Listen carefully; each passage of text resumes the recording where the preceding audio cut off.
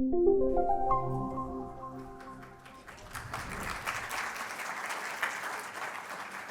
morning. Welcome to the 6th Global Soft Power Summit. Seems amazing that we've been doing this for 6 years, but here we are, 6 years later. We now have interesting trends that we can look at and consider. Once again, we're here in the Churchill room at the QE2, and we're here to talk about the launch of our study, which was collected at the back end of 2024, the significance of which you will see when I start talking about some of the results. We're gathered here today at a particularly difficult time in world affairs. I think that's probably a little bit of an understatement, given some of the comments that are being made in Saudi Arabia about President Zelensky and the course of the Ukrainian war. Every day goes by, something else outrageous seems to pop up to threaten the role of multilateralism and the rule of law in the world, which is what we are really here to talk about. That is the theme of this year's event, the challenge to that order. Now, as you probably gather by looking at me, you can see that I am a product of the baby boom generation. So I'm afraid I'm slightly on the old side. And I've lived my whole life in a world where economic, governmental, diplomatic structures built after 1945 to minimize conflict, keep the world safe, improve health outcomes, boost economic growth via free trade, prevent war, etc., and improve people's lives everywhere. So I am one of that generation. At college, I studied the history of the 19th and 20th centuries, in particular, things like the colonial struggle for Africa and to win land and resources throughout the world, which ultimately led to the First and Second World Wars. Naked self-interest exercised by individual countries, including Britain, and I was told, don't just pick out Britain, there were lots of others too, but yes, there were. But in modesty, Britain was one of them.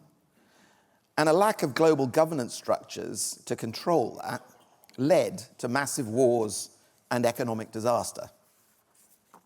It's like people have forgotten that history. Yes, it was a long time ago, but the factors remain very similar today. So I went back and looked at the history, and interestingly, in 1919, it was an American president, Woodrow Wilson, who actually suggested the creation of the League of Nations to promote international cooperation and peace. He was a very visionary Democrat president. Unfortunately, sort of fatally for the League of Nations, the US did not join its own creation. And the reason was growing isolationism within America. They argued for about 4 or 5 years and decided not to join. And consequently, the League of Nations failed to control the aggressive nationalism of the 30s, which I'm sure we're all familiar with, and with terrible results. So then, in 1941, another Democrat president, President Roosevelt, with Winston Churchill, and we're here in the Churchill room, so I suppose it's appropriate, signed the Atlantic Charter for the post-war reconstruction, and they signed the declaration, they call it the Declaration by United Nations. And I thought it was interesting, actually, that President Roosevelt had to persuade Churchill to call it that. So really, the name United Nations, the brand of United Nations, was created by an American president. So it's very much a US invention, and it was driven, yes, by altruism, but also, I suppose, by enlightened self-interest. So, there was a mixture of that, but that's not a bad thing. In 1945, when the UN was born, there were 51 members. There are now 193, and that is reflected in our study. It's funny, I'd never really investigated any of the numbers around the UN. It had just never really occurred to me. It's just one of those things that you assume is there. And when I went to have a look, I discovered that in total, throughout the ecosystem of the UN, it has 100,000 employees worldwide in 4 major centers in different continents. It draws in something like 75,000 peacekeepers who are actively involved in something like 12 theatres around the world, and it has a combined budget of nearly $70 billion. It was pointed out to me, though, that the Secretariat is much smaller, based in New York, and only has a budget of $3.5 billion, which is a bargain when you consider what it's doing to stabilize the situation in the world and create a situation where we can actually have soft power. It was pointed out that just running New York costs $115 billion, so just New York costs twice the whole ecosystem and 20 or 30 times the cost of the Secretariat. And I then sort of stood back and considered the World Bank, the International Monetary Fund, the World Health Organization, the World Maritime Organization, the World Intellectual Property Organization, UNESCO, UNICEF, and the International Court of Justice are just some of the many agencies developed to promote the objectives of the UN. This year, the UN is 80 years old. Dare I wish it a happy birthday? I don't think it's considering it very happy. One of the things that I thought was notable in the arguments in the press recently was everyone was arguing as to whether or not the EU should be participating in the negotiation over the Ukraine ceasefire. There was notable silence where it came to the UN. The UN seems to have no role in that, and no one seems to think it should have a role, which I was quite surprised by. Even though, in my opinion, it has created the conditions for relative peace. I mean, you can't say it's been peace and prosperity, but relative peace for the last 80 years. As it happens, I don't know whether many of you know that, well, maybe you do, or maybe you don't, the first UN General Assembly was actually held next door. If you walk out the door and look right, that big building that looks like a fairy cake, that is the Central Hall, Westminster, and that in 1946 was actually where they held the first General Assembly, which was then decamped to New York. So there was a double meeting, and it moved to New York, and since then, New York has been the headquarters of the General Assembly and the UN. So the UN is inextricably tied up with the US, which effectively created it. It therefore seems deeply ironic to me that Donald Trump and the newly isolationist America seem determined to undermine the UN and many other multilateral organizations. To me, it just says they have not looked at history. This is a chart which shows, from our research, what has happened to the standing of those multinational organizations in the world. You can see here that this is the view as to whether those organizations are positive or negative in the world. And obviously, opinions vary across the many countries we are researching this. In some countries, they are more favorable. In some countries, they are less favorable towards these organizations, particularly the UN. Generally, they are considered to be positive. But you can see that the net positive influence opinion has slightly decreased. And that is between 2023, the last time we asked, and 2025. And the same thing is applying to many of those other organizations, which to me is a tragedy. But interestingly, when I looked at the numbers, and I look back at 23 and look at 25, I was surprised it wasn't 90% positive. I mean, these organizations clearly are helpful to the world. And so my conclusion from that was they're not actually good at promoting themselves. As brand, they are not letting everyone know just how good and important they are. And maybe that's why they are under threat from the likes of the new administration. Sadly, the US today is more concerned with using hard power and economic power to coerce the world into doing its bidding, rather than using soft power to persuade the world to follow its lead. I think that would be a statement of the obvious, that everyone could see that. The real question is, will they use their hard power or just the threat of their hard power to get what they want? And this is where the next few years will be very interesting to see what happens. I don't know whether any of you have seen a recent Netflix documentary. It's a 6-part documentary about the history of the Vietnam War. Fascinating. The amount of hard power that America threw at Vietnam to try and get its way was unbelievable. They carpet bombed the North for 2 years at the end of the Vietnam War with more munitions than were used in the whole of the Second World War, and yet they still could not persuade them to do what they wanted, and America got thrown out. Many people were killed, the economy was destroyed. Pleased to say it is now recovered, and Vietnam is a booming country that has recovered from that horrible trauma. But if anything were necessary to demonstrate why this global order is important, that series does. Now today, we're going to hear about the state of soft power. We've got some very interesting speakers. You've got the program in front of you. I won't go into it all. And assess the scale of the existential threat to the system that I've been talking about. Our research shows that the US remained, ironically, the leading soft power nation at the end of 2024. The accumulation of all those decades of being the soft power leader in the world, and that showed up and has shown up for many years. It seems unlikely that that will be the case next year. Now, fortunately, countries like Switzerland, Singapore, China, the UAE, and Saudi Arabia, and several other states are growing in stature and soft power to help compensate for the US decline. The question is it enough? Can they step into the breach that's been created by the USA? Recently, Britain, already a leading soft power player, has formulated its efforts by creating a soft power council. They've actually formalized it. So it's not just one of those things in the background in the UK anymore. It is now an aspect of government policy to see if we can manage this thing.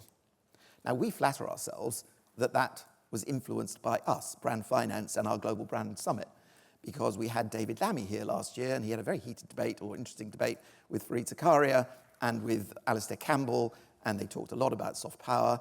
So we were chuffed to see that he set up the Soft Power Council. In my view, every country should have something similar to consciously manage this thing for their own benefit. So it'll be interesting to see what happens next. But, you know, we probably didn't influence him. He was probably thinking about doing it anyway, so I won't claim all the credit. Seriously, our role in Brand Finance is to measure and monitor the changes as a vital input to diplomacy, policy formulation, and the better management of soft power initiatives in different countries. And I'm pleased to say that quite a lot of countries are now dipping into our research. If you are not already, please let us know. Have a look. We'll explain how it works. We think it's extremely useful information with the 6 years trend. And our view is that developing soft power has never been more important. Quite a lot of people say, why are you talking about soft power? Soft power is irrelevant. Soft power has gone out the window. It's now these other powers. Our view is, well, and there was quite a bit of discussion yesterday about Joseph Nye, who was going to speak here, but unfortunately he had a bereavement in the family, so he couldn't come. His view is you need both soft power and hard power. They work together. And if you go too far towards hard power, it's a negative, a net negative. You need to exercise soft power as well. So in the current world environment, we think it is more important, not less important.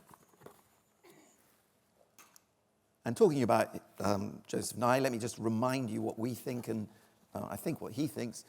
It's a nation's ability to influence the preferences and behaviors of various actors in the international arena through through attraction and persuasion rather than coercion. So that is what we are talking about.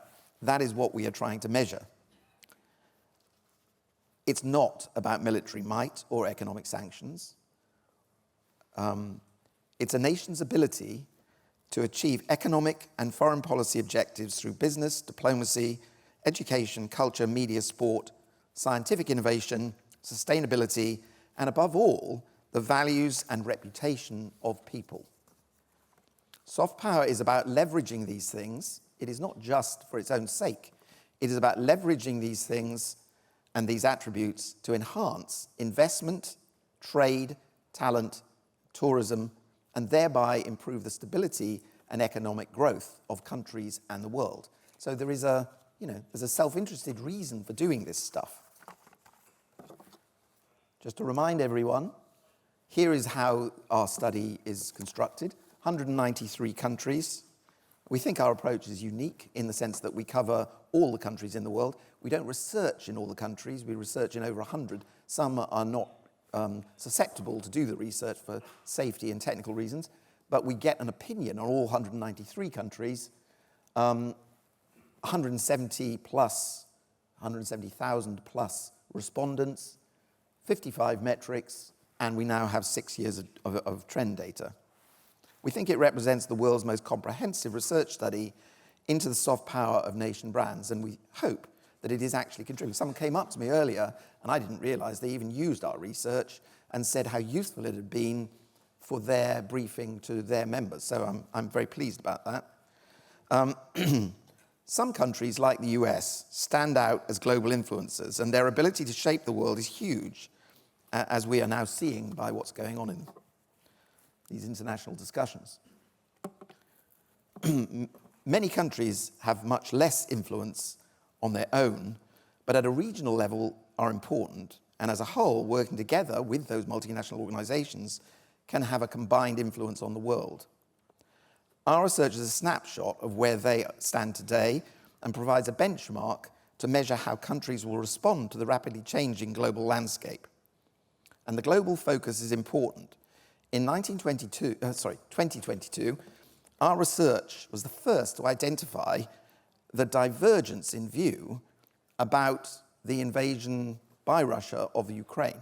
We had assumed, from our perspective, that it was universally disliked. What we found from our research was that opinions were split fairly equally as to who was in the right or wrong and who was favorable to which side.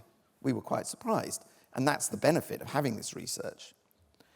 While the US and Europe are largely critical of the Russian invasion, attitudes in the BRICS and much of the developing world were far more sympathetic to the Russian point of view. We may individually disagree, and it's important to understand the attitude of different people and cultures if we want to rebuild consensus and achieve global peace. But we also need those mechanisms, those global multilateral organizations, in order to achieve that.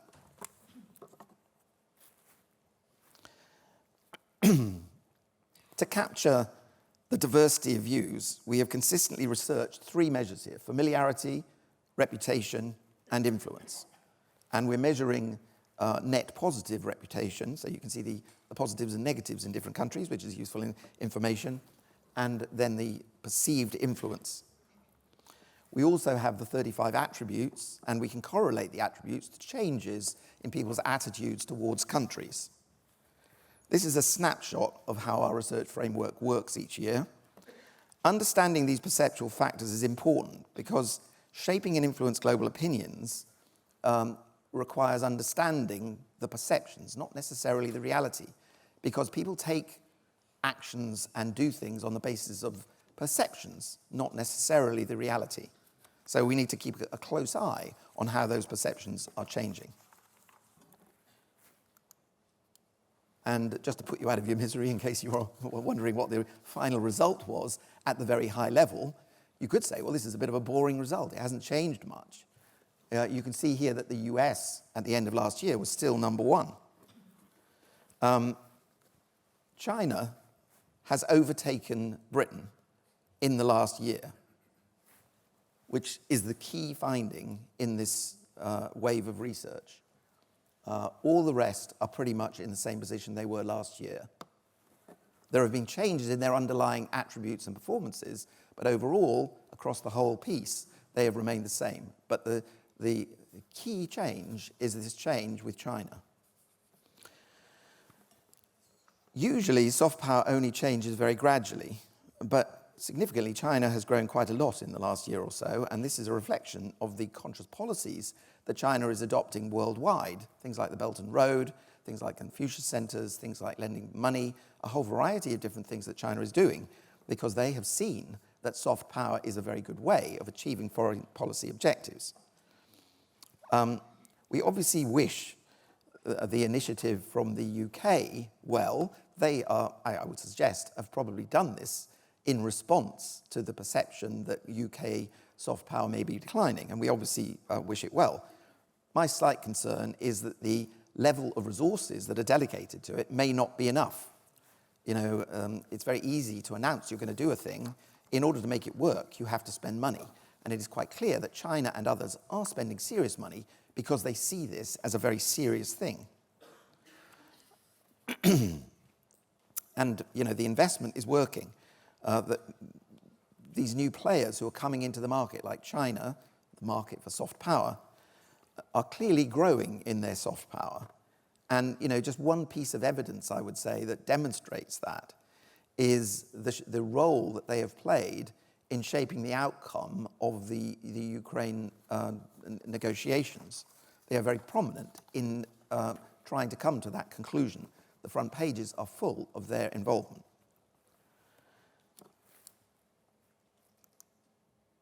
So this looks back at the US over the last 6 years of our research, and you can see here that what this demonstrates is that in the final year of President Trump's last presidency, US soft power, according to our measure, dropped quite significantly. And I've said changes don't happen very quickly, but this did happen relatively quickly. They dropped to 7th. Amazing. They went from 1st to 7th back in 2021. We anticipate that something similar will happen again, although probably far more quickly and deeply than happened in 2021. It almost seems he wants it to happen. They're either indifferent or positively looking to reduce their soft power, which seems like an extremely bizarre thing to do. And so 2026 looks to me as though potentially it is a Groundhog Day for 1926, that the UN is maybe in serious danger of going the way of the League of Nations. Now, we tried to work out exactly how much of the UN is paid for by the US. I think it's about 25 to 30% of all its budgets come from the US. If that was chopped off, they would still have 70% or so to cover their activities. So potentially it should not really make much difference, and everyone else should step up to the plate. The question is, will they? Certainly no sane person of my generation wants to see history repeating itself in this way. We don't want to see another collapse like the League of Nations. And a question must be, will the world step up to make sure that does not happen? And I'm looking forward to speaking later on to Secretary of State Kerry to find out what his views are. He's a notable Democrat. It'd be very interesting to hear what he has to say on the subject. So just turning to this point about China, China, you can see here on the left, those are the key attributes in the pillars. You can see that from the last study to the current one, the light red is where they were last year, the dark red is the increment over the last year, the blue line is the UK, the red line is China. You can see that China has leapt ahead in many of the different attributes, and overall it has overtaken us in terms of perceived influence. And the thing that I want to say is acquiring this soft power is not just about achieving foreign policy objectives, it's also about developing an economic framework.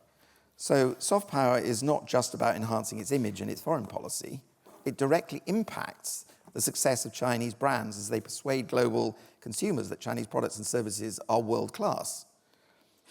Brand finance likes to think of itself as the world's leader where it comes to publishing values about brands, what are they worth, and we do that every year at Davos. It's notable that China's soft power gains are reflected in the number of Chinese brands which are now being accepted and growing on a global stage. 20 years ago, you can see there on those little circular charts, 20 years ago there were less than 10 Chinese brands in our top 500.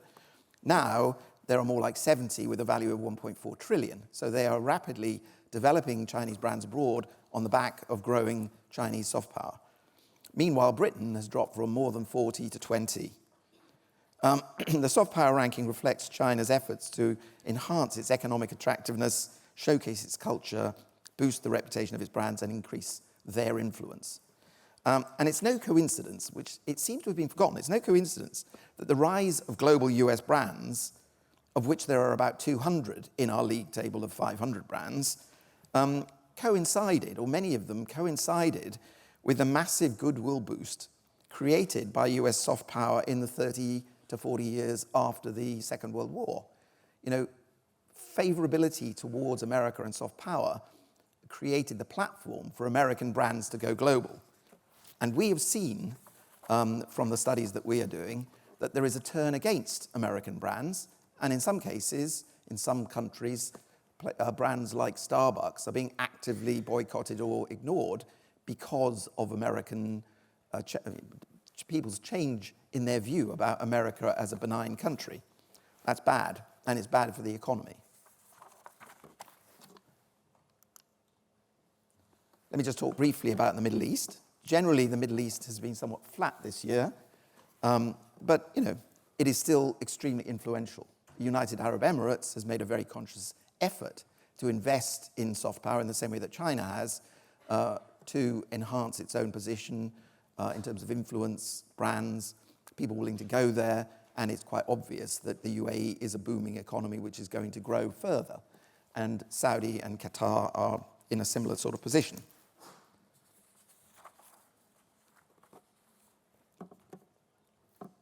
Later today, I'm going to be speaking to His Excellency Omran Sharaf, the UAE Assistant Foreign Minister for Science and Technology, about the investments that they have been making to build the UAE. So that'll be a very interesting discussion to find out what their aspirations are. And the flip side of that, and maybe this is a demonstration of what I've been talking about, those countries that are more actively involved in hard power struggles have seen their relative soft power and people's perceptions of them decline. So Israel clearly has taken a knock, the Ukraine itself has taken a knock, and Russia is actually slightly increasing since where it was the last couple of years. It used to be very strong, then the war happened, it has now plateaued and is going back up. But generally speaking, being involved in hard power struggles is not helpful. The other thing which is a real interesting eye-opener is the role of tourism.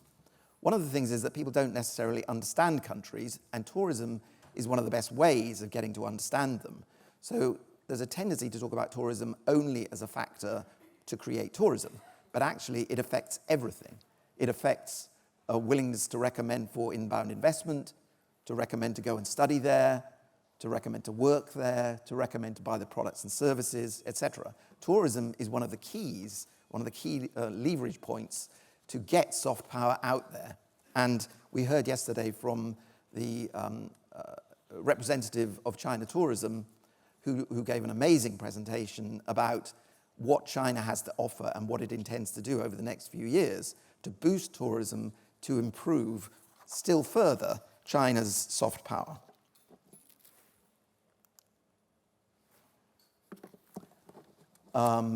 One of the best performers this year is a small country, El Salvador, who has taken very vigorous and aggressive action to try and modernize itself and cut the crime rate and do various different things so that it is seen to be a stronger country. And you can see that it has made a significant difference on all its pillars as part of its efforts to regenerate and modernize its economy. Costa Rica is another good example, but is focused on sustainability, not necessarily the reduction of crime. And now I'm nearly at the end. What this demonstrates is that there's been a widening. Not everyone is increasing their soft power. The larger players are increasing much more, whereas many of the smaller ones are going backwards.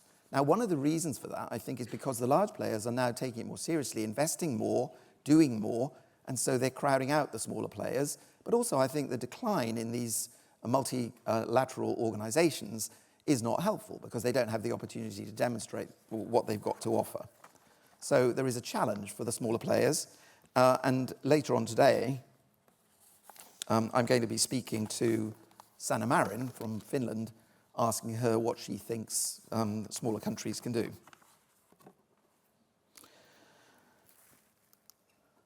So sadly at present, there's quite a lot to be pessimistic about. Everyone will throw brickbats at the Trump team, and it would be very easy for today to degenerate into a moaning session. The US has spent 100 years helping to build the global soft power framework, and the current team seems hell-bent on damaging or destroying it in less than a year, and hopefully that will not succeed. We hope that today you will hear some positive thoughts as well as the negative ones, though. We are trying with our questions later on to be as positive as possible, both Mr. Kerry with Omran Sharaf, and it will be very interesting to hear what they have to say about what can be done to rectify this perceived problem. And my final message is that the better strategies come from better understanding. The more you understand, the more you can frame what you're going to do. I would commend, obviously, we're a commercial organization, so I would commend our research. 6 years worth of very detailed research is an important contribution to that. So if you've not seen it or you'd like to be told about it, please approach me or one of my colleagues. We'll show you how it could be useful to your organization or your country. And so I hope that you will find the rest of the proceedings today helpful, interesting, stimulating, but above all, not entirely pessimistic.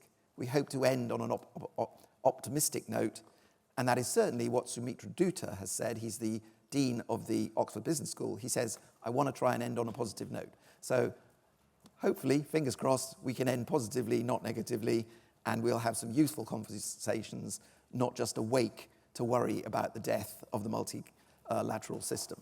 So with that, I will hand to our next speaker. Thank you very much.